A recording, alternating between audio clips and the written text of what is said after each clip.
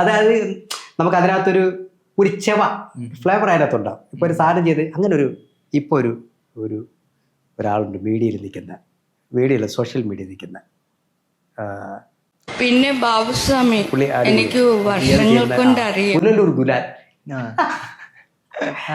പുനലൂർ ഗുലാൻ എന്ന് പറഞ്ഞുകൊണ്ട് ഭാര്യ ഭർത്താവാണ് തോന്നുന്നത്. അദ്ദേഹം ഇതുപോലെ ഈ പുള്ളി എന്ത് ചേരുന്നാലും ഇപ്പം ഏത് സംഭവത്തിൽ വന്നിരുന്നാലും അതിനകത്ത് ആ ആർട്ടിസ്റ്റിന്റെ ഒരു 50% കാണും. ഞാൻ നേരത്തെ കണ്ടിട്ടില്ല. ആരെയും ഭയങ്കര ഇഷ്ടം പുള്ളി. പുനലൂർ ഗുലാൻ എന്നാണ് പേര് പുള്ളിയുടെ. അതെ ഞങ്ങൾ ഒരു പരിചയമില്ല, പക്ഷെ പിന്നെ ഇതിൽ കണ്ടിട്ടുണ്ട്. അതും ഇതുവരെയാണ്. എന്തെങ്കിലും നമ്മളൊരു അതെന്നറിയാം, അത് നമ്മൾ അത്ര ആത്മാർത്ഥമായിട്ട് ആ സാധനം ചെയ്യുന്നത് കൊണ്ട് ഓട്ടോമാറ്റിക്കലി വരുന്നതാണ്.